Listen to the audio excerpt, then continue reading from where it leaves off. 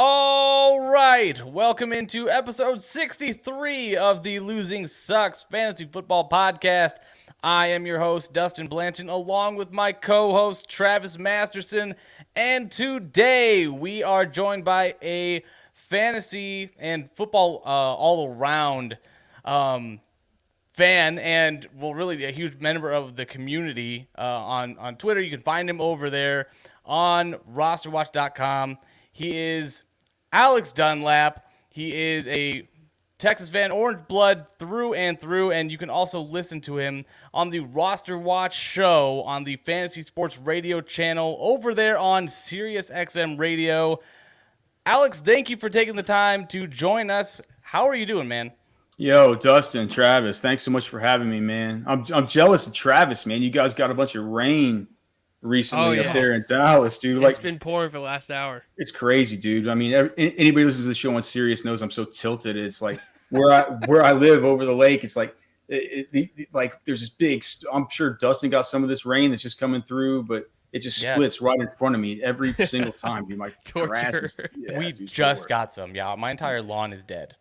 So we'll just hope. I'll keep my fingers crossed these next few days, man. They're saying there could be some. So we need it. Yep. For sure. Hey, but hey, everybody's tuning in for the weather talk, right? The Central Texas weather talk. Exactly. Right. This is the weather Who's sucks getting podcast. rain and when? Yeah. Right. That's what they tune in for. Honestly, let's just get this thing kicked off real quick. I've got a bone to pick with you, Alex, because there's one guy I wanted in the Scott Fish Bowl. Okay, I've been talking to Travis about this the entire time, all off season since then. You sniped me on Mike Williams. Okay, I'm not okay with it. So that's where we stand. This is actually an ambush. Wanted to bring you on here, confront you on that. But my question for you, really, looking at that Chargers offense, Mike Williams obviously a big part of it. Who do you think is going to, benefit more from this new iteration of the offense? Keenan Allen, Mike Williams, or is there some other piece that we're missing completely? No, man, I don't think you're missing any pieces completely. And, we at our website at RosterWatch.com, we're right now having our guys out on the training camp tour where Byron, my business partner and our co-founder, just left. He was in Arizona, or he was in LA last week. He went to Las Vegas. He's been in Arizona. Now he's just heading back to go to these Tampa Bay and Dolphins joint practices. But nice. Man, while he was out there, he just said, I mean, everybody's so. I mean, you and I, we both like Mike Williams, right? And Mike Williams, and I don't have the ADPs pulled up because it's starting to be so much different between the underdog ADPs and the consensus ADPs, like on Fantasy Pros, that are going to be for like the managed leagues that a lot of people, I'm sure in this audience, are going to be interested in hearing about. But the ADPs are super close, man, with Keenan Allen. And with I would just like to look and see if I can just pull it up just real quick to see where they are exactly. Because Mike Williams is a guy you can consistently get in the fourth round, whereas it feels like Keenan, you got to spend more like a third round pick. But let me just see. So in half point PPR, I think that's still the case. In managed leagues, we're looking at Keenan Allen with an ADP of so it's wide receiver 10, so 29 overall. Whew. Whereas Mike Williams at 49, wide receiver 18, so 49 overall. I mean, are we talking in a vacuum? Or are we talking about just like at ADP? Because if we're talking about in a vacuum, I want Keenan Allen, and especially if it's PPR, half point PPR. I mean, Byron has been out, to Chargers camp for the last 3 or 4 years, and what he told me on our show the other night was just like, look, man, Keenan Allen is still. I mean, he's still going to be the target leader. Yeah. He's still going to be the guy. But man, if you look back at last year and you look at the number of targets these guys had, both these guys were top 15 in the league as far as targets last year. I think that it's feeling like there could be a little bit more Josh Palmer this year. But even with that being the case, dude, I feel like this is a very, very thin distribution as far as where the target's going to be going. It'll be Mike Williams. It'll be Keenan Allen. Mike Williams got off to such a hot start last year. And so we've seen the upside. And that's sort of what, in the Scott Fish Bowl, when I took him after making sure to go quarterback heavy and tight end heavy at the beginning, I feel like this is kind of like, he's a pseudo wide receiver one, because what if he could be like he was to start last season? But if you just look over the course of the last 2 years and just kind of compare these two guys, if you just look if you compare it in standard, right? If you look at the monster games, so games over 20 fantasy points for Mike Williams, he's done that over the course of the last 2 years, 10% of the time, whereas Keenan Allen's only done that 3.3% of the time. As far as in PPR games, 25-point games, Mike Williams has done that 13% of the time, where Keenan Allen's done that only 10% of the time. But the real difference in their profiles as far as their scoring distribution really comes when you look at the games that they bust in. And Mike Williams is busted over the course of the last 2 years, 54% of the time in standard, whereas Keenan Allen has only busted 27% of the time. Keenan Allen has only busted, so in PPR gotten you because in PPR, what's a bust? It's like less than 10 points, right? Less than 10 points, you're getting sunk by this dude. Yeah. In your lineup, Keenan Allen has only busted for you 13.3% of the time, whereas Mike Williams in PPR has busted for you 50% of the time. And just to put that number in context for Keenan Allen, the only guys who've busted less frequently over the course of the last 2 years in PPR are Devontae Adams, Stephon Diggs, Cooper Kupp, and Deebo Samuel. Wow. And so, I mean, it's a better, as far as avoiding busts, I mean, he's better than Jamar Chase. He's better than, Tyreek Hill. He's better than Justin Jefferson. I mean, Justin Jefferson, can you believe it, is busted in PPR 21% of the time. And you look at Keenan Allen, he's only busted 13% of the time. So knowing that and hearing you explain that, is Keenan Allen not worth that single round higher pick because of that safety that you're getting with your wide receiver one?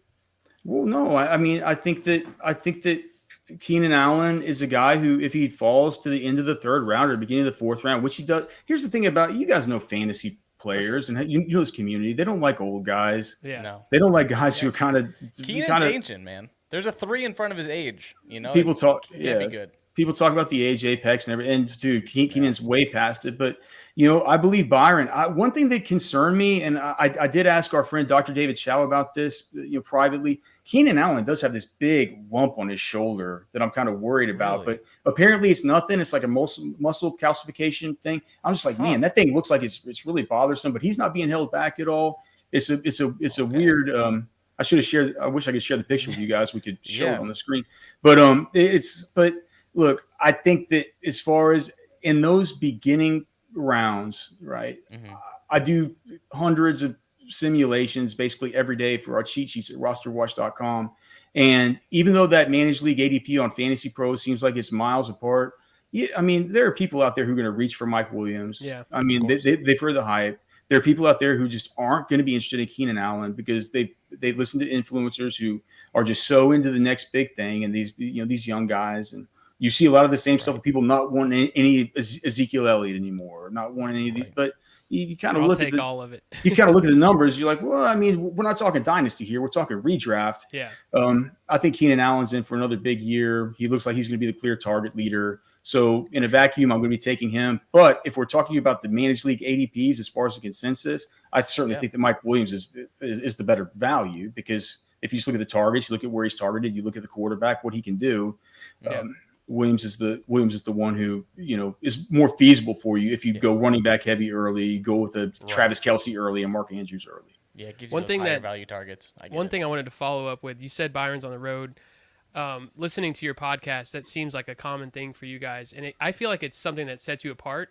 Is you're not just getting these bits of news on player notes or through sources on Twitter. You guys are actually out in the trenches, talking directly to these teams, getting a feel, and giving that to your listeners. How was that something that you were motivated to do? What do you think are some of the benefits of that? And has that led to, in the past or even this year, has that led to finding diamonds in the rough that the common fan or people on Twitter are not seeing on these, how Twitter can kind of just be so repetitive on the same guys? Is talking directly to the source, like, have you found diamonds that way? Well, I mean, that's just like the proof is in the pudding with it. I mean, I don't even really know what that means. Proof is in the pudding. Yeah. What does that even mean? It's like the there's proof a We're is lot both of nodding secrets in like, there. yes, it is. The pudding, Right. And the pudding. I don't even know what that means. It's where It's they keep like all the secrets. you just look. It's right. It's like, hey, you want to know you want to know how to live forever? Like you go look at that bowl of pudding over there. Like, That's right. But no, man, we started going to the Senior Bowl and the Combine and the player workouts and stuff for the rookies back in 2012. We've done that every single year since then, except for the one pandemic year during the raging of the pandemic, we were still at the Senior Bowl and did those games. Wow. But the Combine is shut down. We were still at the player practices, the facilities and stuff, the rookie mini camps, the OTAs. Of course, we're the training camp tour now. It's like, I mean, it's like that's where you find the Deebo Samuels. That's where you find like the epic golden sons of RosterWatch Nation, like Cooper Kupp. It's where you can really learn. I mean, the Antonio Gibsons. It's like we had all the Antonio Gibson that year, the James Robinsons. You see him at the workouts, and you're just like, well, shit. This guy's different. But, I mean, how's this guy getting passed over by team after team in the draft? And so, I mean, it's been immensely helpful. It's certainly been, I think, what's kind of differentiated us because you guys know, you guys do a podcast here. It's a crowded space. You got to do something to make yourself a little bit different. And for us, it's been kind of this on the ground, stuff. And it's that's not all though. I mean, we clearly we used tons of different analytics. We have proprietary analytics. We have tons of different tools and stuff like that. We're still fantasy nerds at heart. I'm wearing a Scott Fishbowl shirt, right? I mean, I mean, we're doing it for, it's like Byron was out today at Bucks camp, right? And it's like he's like Leonard Fournette's if you look at the usage, Leonard Fournette's going to feast. Rashad White didn't get a single snap with the ones. People are still drafting Rashad White in the 9th round of these drafts. You're just like, what do you do? What are you doing? If you're drafting a handcuff, draft somebody like, draft a Pollard or a Madison or somebody that will actually be the handcuff. It feels like Keyshawn Vaughn might be number 2 behind that guy. So they're things that you can kind of pick up and stuff like that, where if you are one of these fantasy geeks like we are, and you're there at the training, because here's the thing about these beat writers.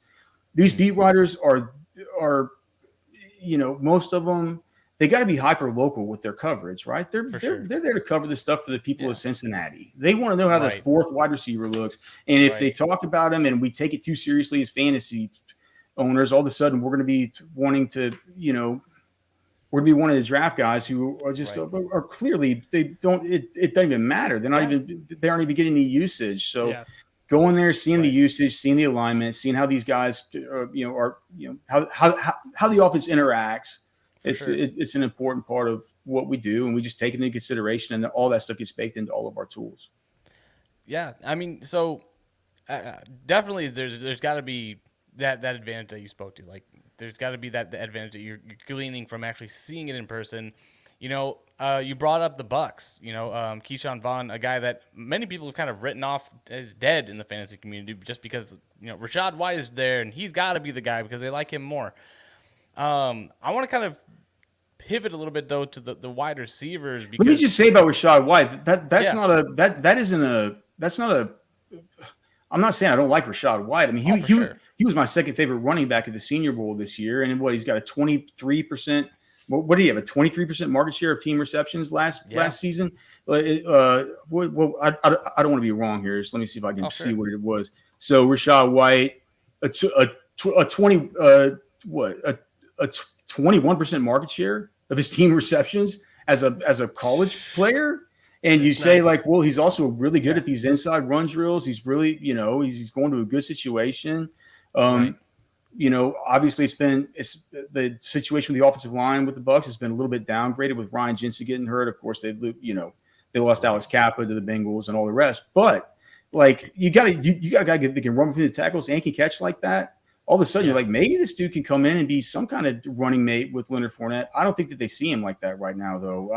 I love Rashad White in Dynasty. I think he's great in Dynasty at that kind of, right at the end of the first round, beginning of the second round in your rookie drafts. But as far as for redraft this year, and unless Leonard Fournette gets hurt, you're not going to be able to use Rashad White. Period. So that isn't to say that we don't think Rashad White is good. We certainly do, but it's just about usage, man. It's just about usage. So Rashad White over Kenneth Walker, even though you've seen all these videos of his body catches that he's had. No, because Kenneth Walker wasn't at the Senior Bowl, right? I'm talking. So the best two runners at the Senior Bowl were, the best runner was Dameon Pierce, now with the Texans. Gotcha.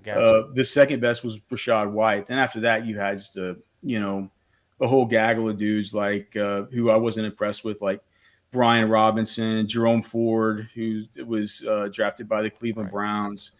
Tyler Beatty was there, who could end up doing something with the Baltimore Ravens. What about Algier?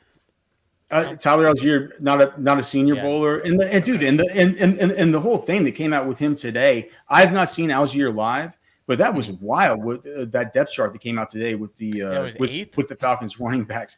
I don't know, was he eighth? Yeah, he was still at the very back. I'm not sure. It was like 8th or 9th. Once they get that far back, you don't want to count it.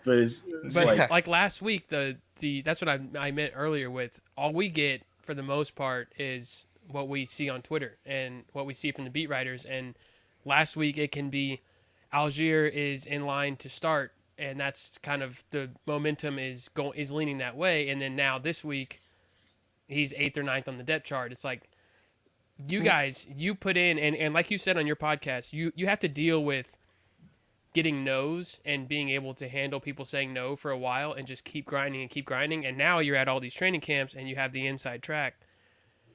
Paying your dues is paying off by knowing, are these little bits of news true or false? And the advantage of that is, and to your listeners, is they see right through it and you're getting direct from the source. No, let's not draft Rashad White with our 9th pick. Well, and then, I mean, just one quick bit of insight, just to all your listeners. Whenever you see these first unofficial depth charts come out, and the dudes who play preseason DFS know this, like, those depth charts are written by the media staff that work for the team. They're not written by the coaches. And so like there's certain teams where it's actually a little bit more trustworthy with certain teams. Take, for instance, the Steelers. Because whenever George Pickens showed up at the top of the depth chart for the Steelers, the media asked him about that, and Tomlin even admitted, he said, like, look, I only put that out because I had to give you guys something, which tells us it's like, all right, well, Tomlin has some kind of say about that, right? Yeah, so you kind of take a little, like the Office gif where you see him taking the notes, like that's one that you want to put into your mind and say, like, well, Tomlin has a little something. This stuff with Atlanta, man, those are the interns that they're just out there watching practice. Someone forgot he was on the roster and had to include him in the release. Okay, that makes sense. Let me pick your brain real quick though about let's talk about Julio Jones real quick. Because we've been on this show, we've been kind of at ends talking about what to make of this wide receiver room. We were all in on Russell Gage. I mean, he being brought in at the request of Tom Brady. It looked like he and Mike Evans were just going to be, a buddy cop movie. And then we get Chris Godwin coming back. I thought he was going to miss at least half the season. Now it's looking like maybe four games. Who knows?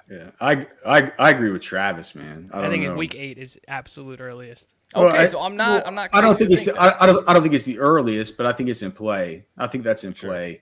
I'm beginning to think that maybe week 8 is the kind of the maybe more kind of like the latest at this point. But people aren't even talking week 8, right? Saying week 8 is the earliest is begun to be kind of. I mean, that was a take we could have back in June.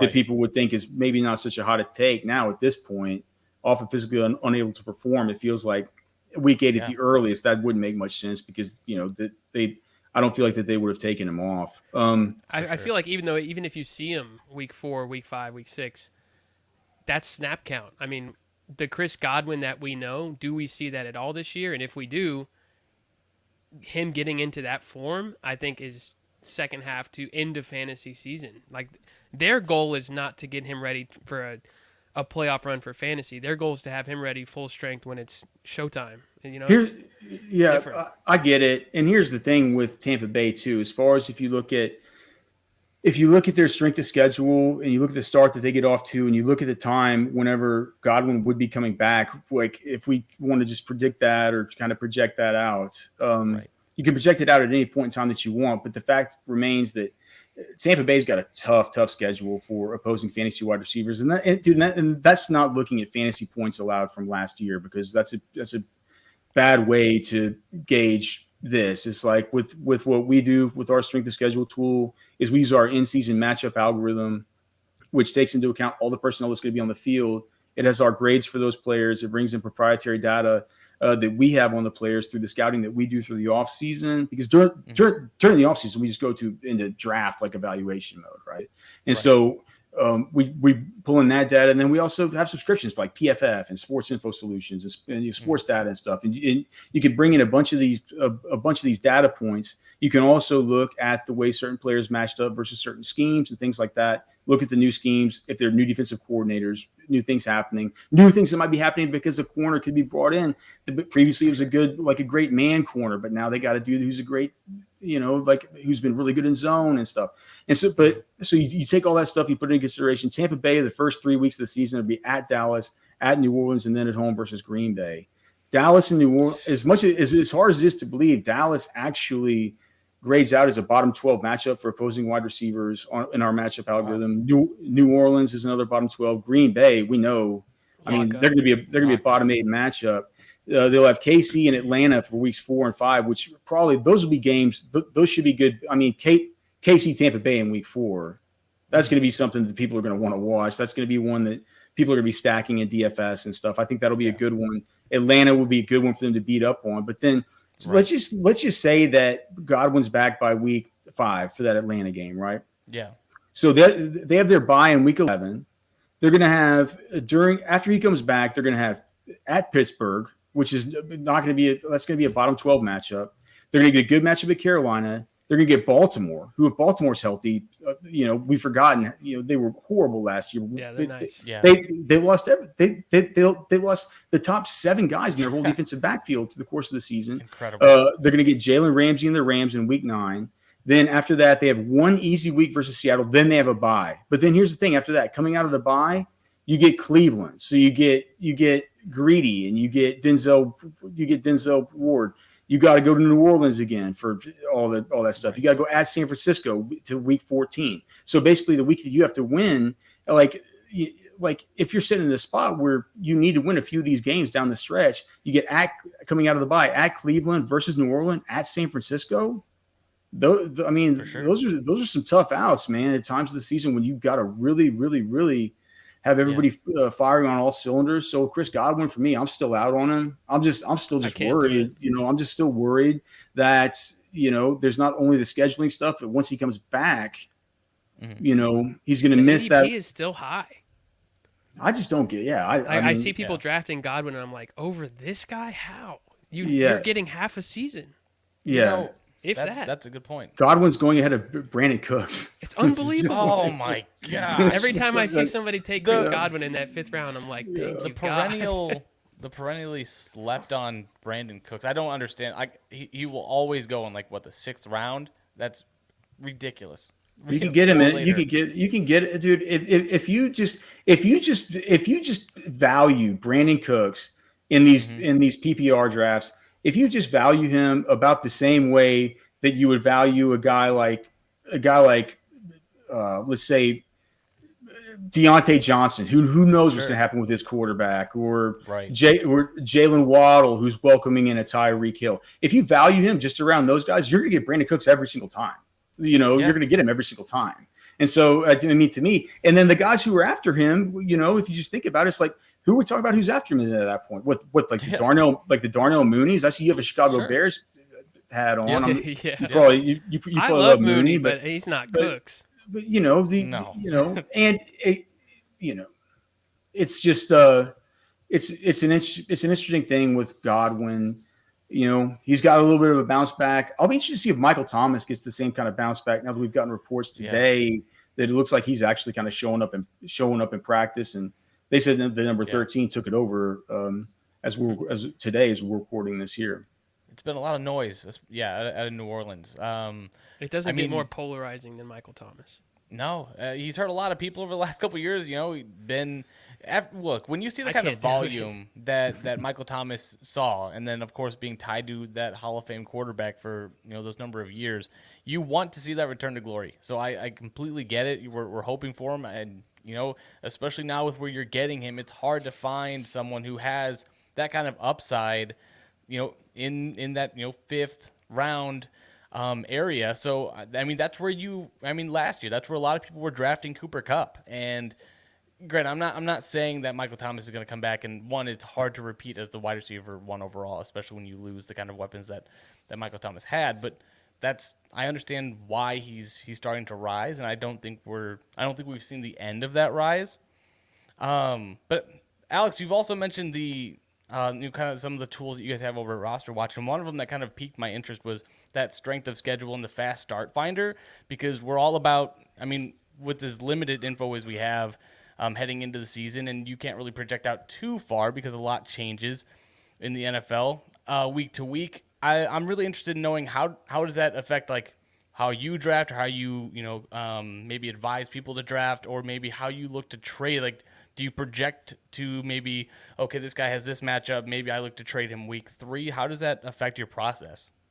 Well, yeah, that's a great question, because it goes to one of our company's core principles, which is to get off to a fast start, because that is how you can you absolutely humiliate your league mates in trades coming into week 4, when people start getting real scared and being real chicken littles. You can look down your nose at them and you can say, look, man, your team's 0-4. Your team's 1-3. I'm 4-0. I'm 3-1. Why on earth would I want to take on a member of this sinking ship? You're gonna come to me. You're gonna come to me with my team's winning. So like, if you want me to mess this all up, you're gonna come to me, and you're gonna I'm gonna take some value here. You always want to trade from a position of strength, and so that's why we have the fast start stuff. It's one of our main things that we always look at. I'll tell you guys some players who look like they're probably going to, based on matchups, they're in position to get off to fast starts. And some guys who, like you mentioned earlier, the absolute picture perfect candidate of a player who you might want to trade away after getting off to a fast start would be Nick Chubb. I think Nick Chubb, because he faces in his first 5 weeks, so he gets at Carolina, which is a top 8 matchup via our algorithms, the Jets, which is a top 8 matchup via our algorithms, which take into account, like I said, all the personnel stuff, but then also like we have all the lines in the over-unders and the data getting pulled in to we try to project game script and all the rest of this stuff. At Carolina, Jets, Pittsburgh looks like it would be about a neutral matchup. Those are always tough because it's a division game. Then at Atlanta, that's going to be a murder fest. And then at home versus the Chargers, who have not really been able to stop the run and have not invested too much as far as that's concerned. After that, listen to this for Nick Chubb. Week 6, New England. If there's no Deshaun Watson at that point in time, Belichick won't sell out to stop Amari Cooper. He's going to sell out to stop the run game. At Baltimore, bottom 8 matchup. At Cincy, who we have projected as a bottom 15 matchup, a bye week. At Miami, a bottom 12 matchup. At Buffalo, a bottom 12 matchup. Tampa Bay, basically a bottom 3 matchup. The only reprieve that you're going to get out of this whole thing is in week 13 at Houston. But then after that, it's more Cincy, it's more Baltimore, it's more New Orleans. It's like everything sucks completely after week 6 outside of Houston. So that's the way that you could use that for sure. I would say. So you take Chubb early, you ride the wave early, and then you go get Mike Evans after a slow start because of the Bucs' first 3 or 4 weeks. Right. Well, maybe we could talk like maybe a slow start. Slow start candidates would be like, well, I guess there probably aren't going to be any New England wide receivers that we're too interested in, but they have a brutal schedule to start that really opens up, it looks like. As far as other guys with tough schedules to start that really open up, at the running back position, we have Miami, and who knows who you're going to want to trade for there. But maybe if there's something weird with Chase Edmonds, Sony Michel, nobody really pops out. Their first games, New England at Baltimore, they got Buffalo, they got Cincy. But then starting in week 5, they're going to have the Jets, and then they'll have Minnesota and Pittsburgh, but then they'll have a stretch of 4 games in a row: Detroit, Chicago, Cleveland, and Houston, which all project as top 8 matchups. Maybe looking at those Miami guys a little, maybe to trade for them at a certain point. I love that tool. I love that tool. Mm-hmm. And at Roster Watch, we have the trade cast that my business partner Byron does every week, where he goes over all this stuff and talks about your trade targets and helps you identify maybe who to trade away and who to maybe target based on some of these things. Right. I like it. That's awesome, man. It's some of the stuff you guys present over there. It's really, if you're listening and you haven't checked out rosterwatch.com, you need to go check it out. There's a lot of guys with a lot of passion, a lot of stuff to add to your fantasy experience. They freaking get it, man. You guys get it. It does not take long to look at that site and like the tools you're talking about, listen to the podcast. It's like, yep, they're going on the short list of who I'm listening to weekly. Well, thank you, brother. They get it.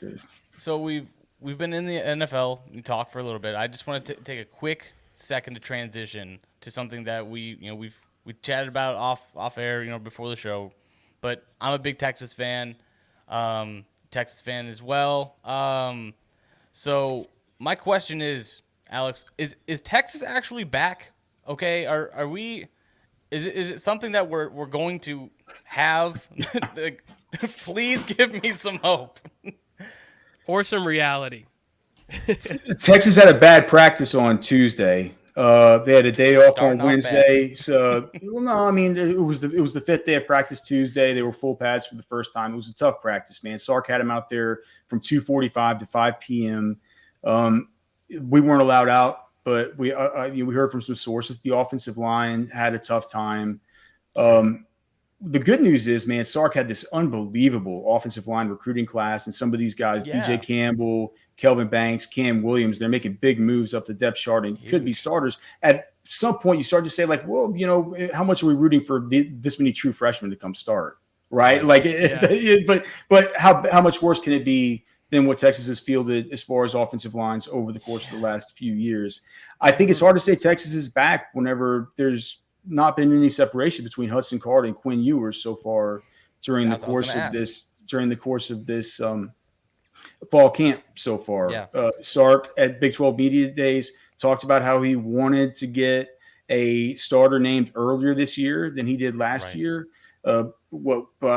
Last year it was by, I guess, not this first Saturday, but after next Saturday, he was ready to name a starter. So if we get to pass this scrimmage on Saturday, pass the scrimmage next Saturday, and the starter's not named, like his whole plan has been foiled because Quinn hasn't been able to do anything to come in and look better than Hudson. So I'll be interested to see how Quinn comes along for the rest of this week. They'll get back to practice Thursday. They'll have a walkthrough Friday. They'll have a scrimmage on Saturday. That scrimmage will be real telling because I feel like what they're going to be looking for is who's going to, both these guys versus air. If you went to a pro day, we've been to hundreds of these pro days. If you went to a pro day and you saw these guys throwing versus air to wide receivers, you'd be like, oh, it looks like a first round draft pick. It's like, it looks that good. When they get in the scrimmage behind a leaky offensive line, that's when, we saw Hudson last year versus Arkansas. You saw what happened. It's like the things break down and stuff. And it feels like it's been kind of the same with Quinn. They do have Malik Murphy out of California that's behind those guys, the true freshman. He missed all his spring ball with a foot injury, but he's a dude who has a ton of talent. Of course, Arch Manning coming behind these guys. So I would say, like right now, saying is Texas back right now. I mean, that's still, dude, you got to check the wait and see button because, Texas for 2022, we don't know who the starting quarterback's going to be. And that's generally kind of where you start. But it look, the players coming in look good. I've been going to these practices since 2013. It's the best I've seen the offensive line look, even when you're considering the fact that 7 of them are true freshmen. They're monster 5-star, sick dudes. But it's like, how long are they going to take until they're good? I figure it's only going to be a year or two, right? By then you're pumping the brakes. You like the direction, but you're pumping the brakes on work for this year. I would say for this year, it's going to be tough. And I would say, to Texas fans, the Texas fans deserve better. 5-7 last year was horrible. Sark can't you can't come in, dude. He's got Bijan Robinson.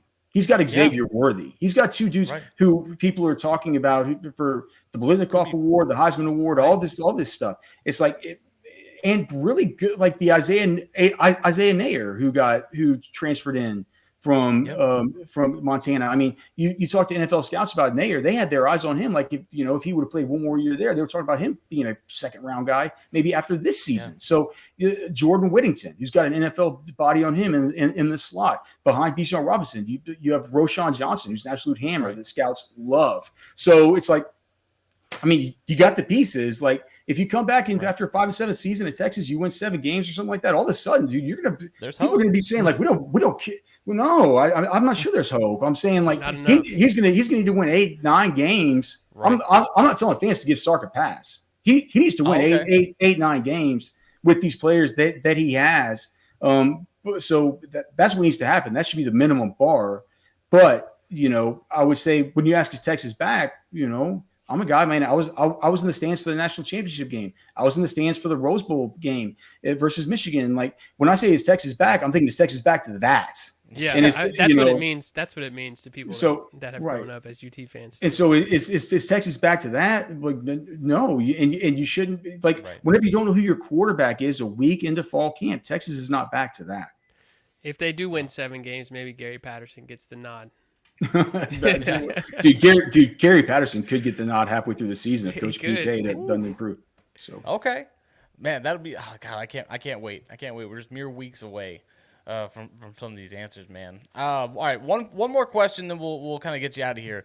So there's one thing that I've been curious about looking around about mobile quarterbacks and their tight ends. It seems to be a thing. Just a handful of guys that I've looked around. Kind of see a trend. I don't know if it's scheme based. I don't know what the correlation would be. But you go back to Michael Vick and Algie Crumpler, Cam Newton, Greg Olsen, Lamar Jackson, Mark Andrews. Granted, they happen to also be talented tight ends. But my question is going to pertain to Griffin has some guys. Yeah. Robert Griffin. So you're talking about guys like that, and you have a new mobile quarterback who's going to be, debuting as the week 1 starter in Trey Lance this year. And my question is really going to revolve around George Kittle, who's been falling later in drafts than he has in previous years. He's no longer that, 2-3 turn pick. He's more of a 4th or 5th round guy typically. So my question is, where do you have him in comparison to the top, 4 or 5 tight ends, and as well as like in the hierarchy of the 49ers pass catchers? I'm just looking at this. I'm just looking at this picture of Robert Griffin and Jordan Reed just jumping up I just look it up, jumping up in the end zone, just embracing each other like after a big touchdown. Jordan Reed was so freaking good. Like just the eye test of Jordan Reed was like, he's nice.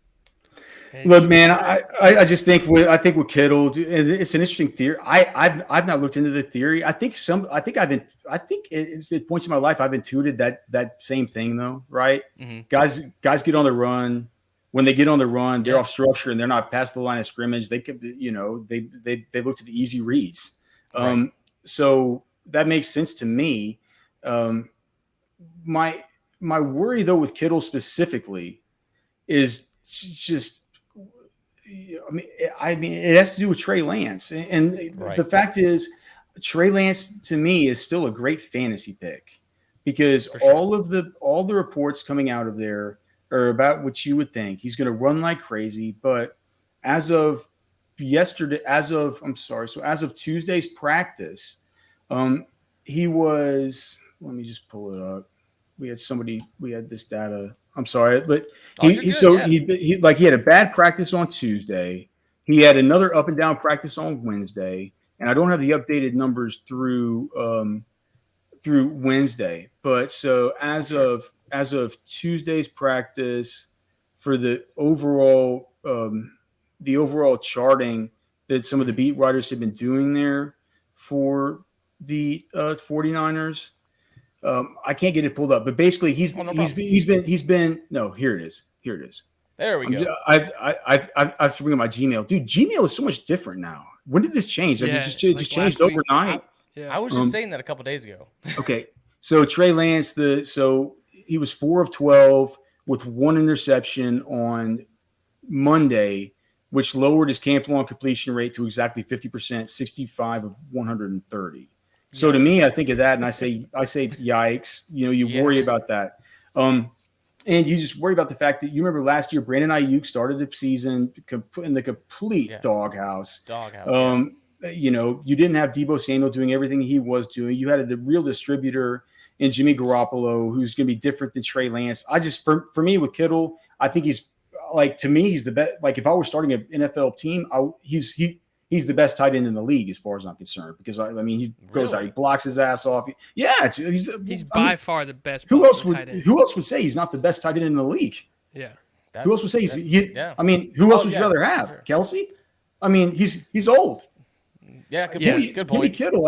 I forget how young Kittle is. I forget that he's Kittle at this point is 20. George Kittle. He's gonna be he's 28 years old. He won't turn 29 until late this season. Wow, so you got 3 years on Kelsey. He's a much better blocker. Freaky guy with the ball, just as freaky with the ball in his hands. Yeah, but it's but we don't get points for awesome pancake blocks, right? Or like sick dances where he lifts his shirt up and does the WWE shit. So I hear what you're saying. He's so fun to root for. So for me, it's like I can understand why Kittle's falling to where he's falling. I generally don't find myself taking a guy like Kittle. Right now, if I'm going to be taking a tight end early, I'm not going to reach for Kelsey. I usually won't reach for Andrews unless I'm talking about stacking on something like Underdog or one of these best ball tournaments. Kyle Pitts, I'll find myself getting maybe. I think our exposure on him right now with the cheat sheets is like 11% in PPR, which is it's pretty substantial. We're getting a good bit of Kyle Pitts, but dude, other than that, man, like I've been living in this world of the, just see who falls between, who falls between to the 8th, 9th round. Like TJ Hawkinson keeps falling. Dallas Goedert keeps falling. And then at the very end of your drafts, you can start getting guys like, nobody is too excited about Albert O, especially with all the Greg Dulcich talk, and I love Dulcich in Dynasty. Yeah.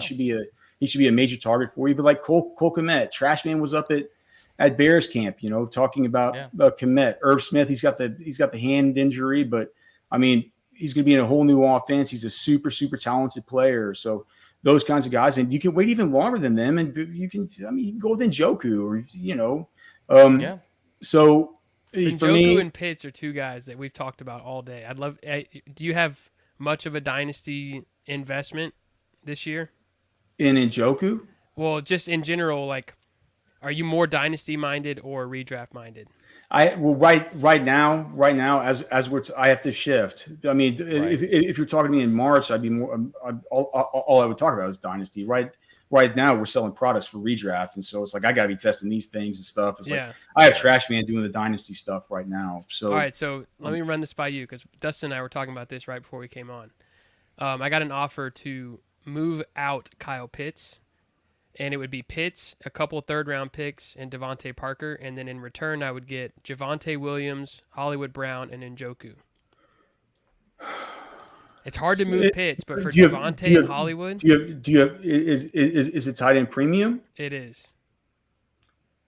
Okay, if you give me a second, I can put it in. And I can tell you if there's anything else you guys want to talk about just real quick, and I could put this in and I could tell you what I think is probably going to be the best as far as the trade tool. Sure. You mentioned Cole Kmet. He's obviously being a Bears fan. I'm a big fan of the target share he's probably looking at as the all right. So I'm sorry. Who's it? It's just Pitts. Who else is on one side of the trade? On one side is Pitts, Devontae Parker, a 2023 third, and a 24 second. So a 2023 third and a rookie draft. Yep. The 2023 third. And a 24 second. And a 2024 second. Yep. And then in return, I would get David Njoku. Okay. Hollywood Brown and Javonte Williams. I feel like it's Javonte's the Hollywood, and then Marquise. I need to write in Marquise here. Okay, and then Javonte, of course, is the big one. I want to put It this feels in. like it'll be a you. landslide. Oh, sure. I just like to confirm with other people that have dynasty tools. It's a landslide on the Njoku, Marquise Brown, Javonte side. Okay. It's decided. Yep. It's Selling decided. it hard, man. It's gonna happen tonight. Yeah. Well, I mean, yeah. Every once in a while, you get one of those nice offers and it comes. It's through. RosterWatch official. There we go. Man, Alex, thank you so much for taking the time to hop on with us, man. Yeah, man, no problem. But I cut you off in the middle of the question, so if you want to ask it, no, what was I asking? I was just talking about Cole Kmet, man. I mean, Okay, it falls kind of in line with that rushing quarterback narrative, but he's also going to be probably I was going to say pseudo number 2 target, but realistically, he's going to be the number 2 target in that offense most likely. He's someone that I'm picking up late in drafts. He goes later than, like you said, Dallas Goedert, TJ Hawkins, all those guys. much later than those guys, and realistically probably sees a similar target share, or if not higher. Probably might not see the touchdown volume, but for tight ends, that's kind of what makes or breaks them outside of the target volume. So he's just a guy like you'd mentioned. He's someone I'm targeting late in drafts, but let me say also, Trashman also said this. The one word of caution is he said that there's going to be some Ryan Griffin interference there with him. Oh, so no. just kind of be aware of that. One other tight end I'll say at the very end. I haven't even added him to the cheat sheets yet because I just had this podcast today, or I guess yesterday, with Mike Kay, who lives there in South Jersey. He's been out of Jets camp. He said, I'm going to tell you a secret. Tyler Conklin will be a top 10 fantasy tight end this year. Top he said, 10? Top 10. And he just said, that's the secret, put it out there, whatever you want to do. But he said he will be a top 10 fantasy tight end. And whenever somebody tells me that about Tyler Conklin, a player who I absolutely loved through his pre-draft process, I start getting really excited about that. So maybe that's one to keep in your back pocket. That's a nice name for a throw-in in a deal. Yes. I'm here. I'm ready for the deal. I need a little bit more. Throw in Conklin. Yeah. They'll say Conklin? Yeah. All right. Okay, fine. Yeah. I was going to drop him anyway. Yeah. Perfect. Well, dang, man, I appreciate. I'm gonna have to go out right now and make some Conklin offers. See where he's available. But man, thanks again though. Thanks. I know you're a busy guy. I know you got a lot going on. But thank you so much for taking the time with us, man. It really, really means a lot. I'm looking forward to competing with you in the Scott Fish Bowl, seeing how that all folds out.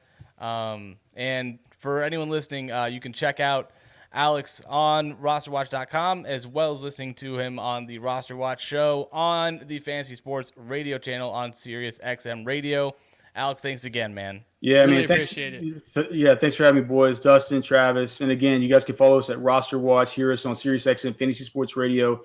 Mondays, 10 to midnight Eastern. Thursdays to midnight Eastern. Saturdays, 5 to 7 Eastern. And, of course, the pro membership of Roster Watch gets you the cheat sheet, all the tools, all the stuff like that. So, boys, Dustin, Travis, awesome talking to you guys, man. I appreciate you having me. Thanks, Alex, man. And we'll talk to you all again soon. All right, sounds good, Alex. Thank you. And, man, what a good guy to listen to. What a good guy to have on. Travis, that was a lot of fun. Everyone, thanks for listening. Thanks for watching. I mean, that'll do it for us. I learned a lot from Alex. Man, that's a bunch of fun. A lot of insight. It gets me excited for all the tools that are out there. A guy who's really invested in what he does and really doing us a service and doing our listeners a service by hopping on and sharing that knowledge. Absolutely. So make sure you follow him. Make sure you follow Roster Watch. Go join. As always, y'all, thanks again for listening, and losing sucks. Don't do it.